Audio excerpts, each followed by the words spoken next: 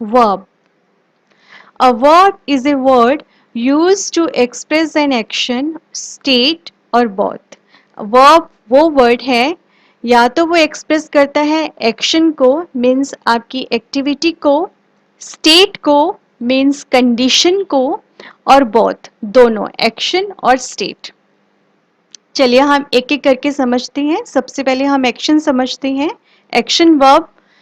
Action verb describes an action. Action verb describe करता है action को, एक्टिविटी को। एग्जाम्पल्स ऑफ एक्शन वर्ब जो होते हैं वो फिजिकल एक्शन होते हैं, मीन्स आपकी फिजिकल एक्टिविटी होती है जिसमें आपके बॉडी पार्ट्स की मूवमेंट्स होती हैं, like run, walk, talk, grow, climb, shout. ये सब फिजिकल एक्टिविटीज हैं, आपके बॉडी पार्ट्स को यूज किया जा रहा है, तो इसमें ये सब वर्ड्स एक्शन वर्ब हैं। एक्शन वर्ब विद और विदाउट आईएनजी यूज किए जाते हैं। चलिए हम सेंटेंसेस के थ्रू समझते हैं। आई सिंग अ सॉन्ग। इस सेंटेंस में सिंग वर्ड एक एक्शन हो रहा है, फिजिकल एक्शन हो रहा है, गाना गाना, इसीलिए ये एक एक्शन वर्ब है। ये विदाउट आईएनजी है। अब हम विद आईएनजी समझेंगे। I am singing a song. इस सेंटेंस में सिंगिंग एक एक्शन वर्ब है। Sita pledge football.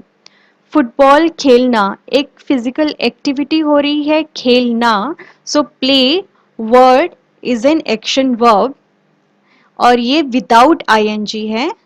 With ING playing आ जाता है, so Sita is playing football. इस सेंटेंस में playing word is an action verb. My brother plays with me. मेरा ब्रदर मेरे साथ खेलता है, सो यहाँ पे खेलना एक फिजिकल एक्टिविटी हो रही है, सो play word is an action verb जो विदाउट आईएनजी है। My brother is playing with me, यहाँ पे विद आईएनजी यूज हो रहा है play word, so playing is an action verb. The boy kicks the football. यहाँ पे भी फिजिकल एक्टिविटी हो रही है, kick, so kick is an action verb जो कि विदाउट आईएनजी है।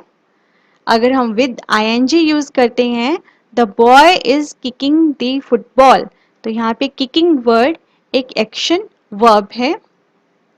My sister helped me with my work. यहाँ पे एक एक्टिविटी हो रही है, हेल्प करना, so help is an action verb और विदाउट आईएनजी है।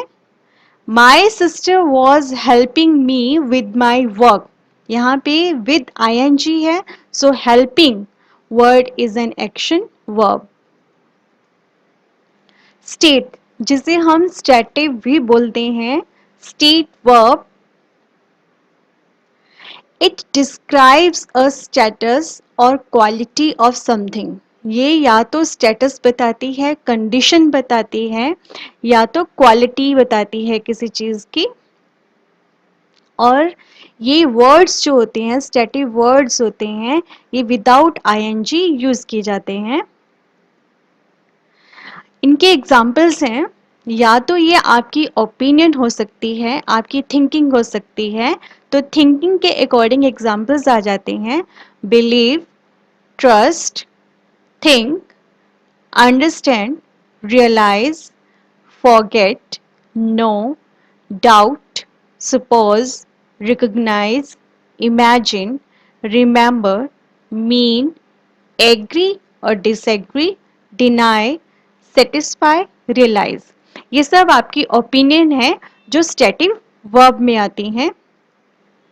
पोजेशन मीन्स ऑनरशिप, तो इनके एग्जाम्पल्स हैं have, own, belong, possess, involve, consist, lack, contain, include।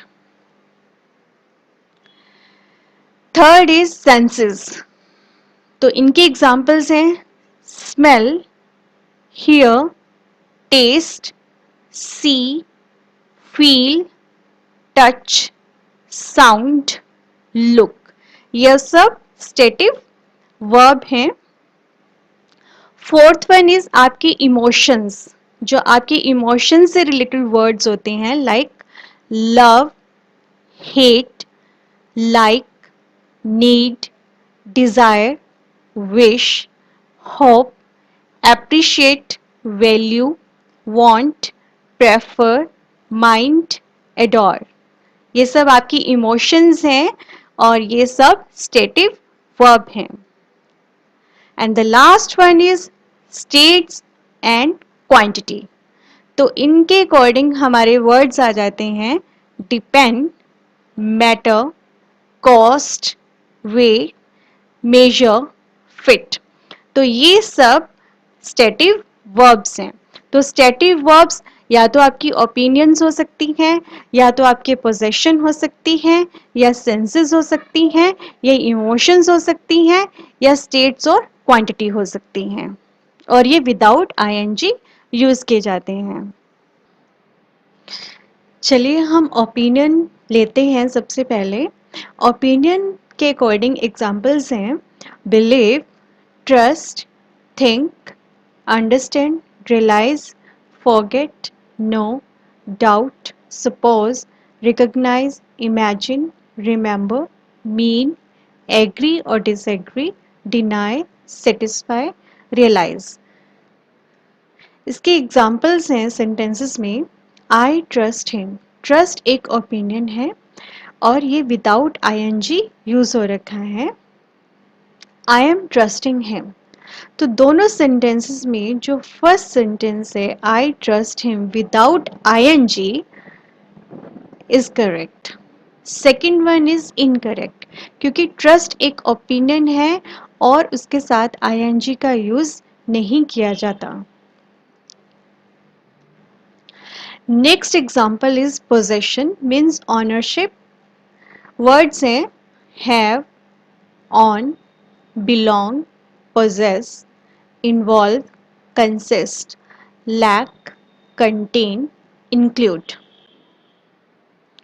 और इनके सेंटेंसेस हैं आई have a car.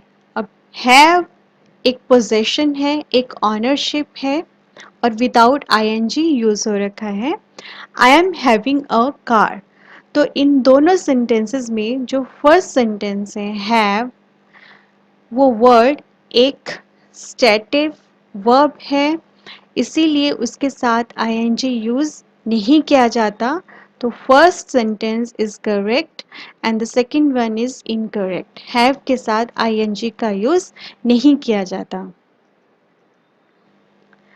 Your senses examples हैं smell, hear, taste, see, feel, touch, sound, look. Sentences हैं do you hear song. यहाँ पे हियर एक sense है और विदाउट आईएनजी यूज हो रखा है सेंटेंस में। In second one are you hearing song. इन दोनों का मीनिंग एक है, लेकिन फर्स्ट सेंटेंस इज राइट क्योंकि हियर एक सेंस है, एक स्टेटिव वर्ब है और इसके साथ आईएनजी का यूज नहीं किया जाता। So first sentence is correct and the second one is incorrect. Fourth one is emotions. Examples हैं love, hate, like, need, desire, wish, hope, appreciate, value, want, prefer, mind, adore। Examples हैं I love him, I am loving him. Love एक emotion है, तो first sentence is correct and the second one is incorrect क्योंकि love के साथ ING use नहीं किया जाता। States and quantity like depend, matter, cost, weigh, measure, fit। Sentences हैं, this chocolate cost around ₹20. This chocolate is costing around ₹20. So cost word is a stative word और इसके साथ ing यूज नहीं हो रखा है. So first sentence is correct and the second one is incorrect. Cost के साथ ing का यूज नहीं किया जाता. And now the third one is, कुछ ऐसी वर्ब्स होती हैं जो दोनों की तरह दोनों में यूज की जा सकती हैं, एक्शन में और स्टेटिव में. For example feel. फील को हम एज ए एक्शन वर्ब भी यूज कर सकते हैं, एज ए स्टैटिक वर्ब भी यूज कर सकते हैं. एक्शन वर्ब हमें पता है फिजिकल एक्टिविटी, स्टैटिक वर्ब जो होता है वो कंडीशन होती है. तो एक्शन वर्ब में फील किस तरह से यूज किया जाता है, like I am feeling tired. यहाँ पे एक फिजिकल एक्टिविटी हो रही है, टायर्डनेस हो रही है. सो फीलिंग में ing का यूज भी हो रखा है और हमें पता है एक्शन में विद और विदाउट ing होता है. So feeling is an action verb.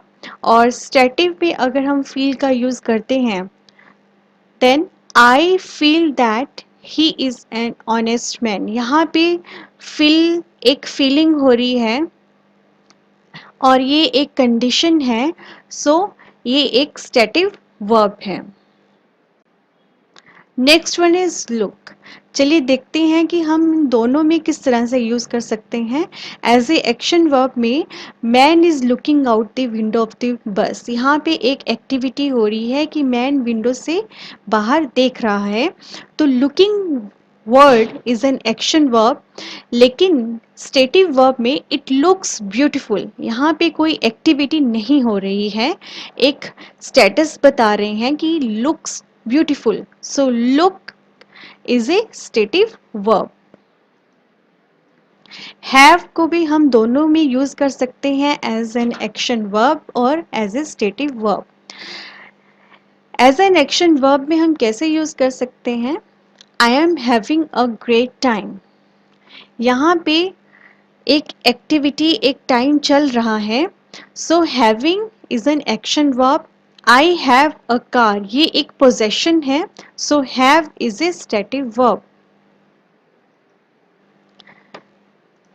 Smell as an action verb. My mother is tasting the soup. मेरी मदर सूप को टेस्ट कर रही है. यहाँ पे एक एक्टिविटी हो रही है. So tasting is an action verb. As a static verb में दिस सूप टेस्ट बिटर. यहाँ पे कोई एक्टिविटी नहीं हो रही है, ये स्टेटस बता रहा है. So taste is a static verb.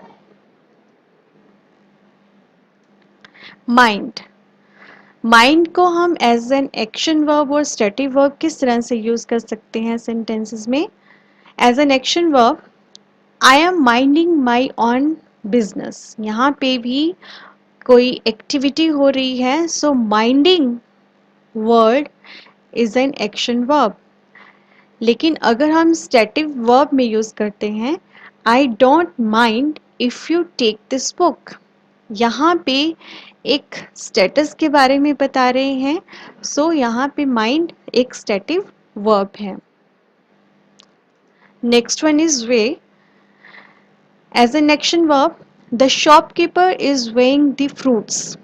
यहाँ पे एक एक्टिविटी हो रही है. So weighing is an action verb. As an static verb, this bag weighs 20 pounds.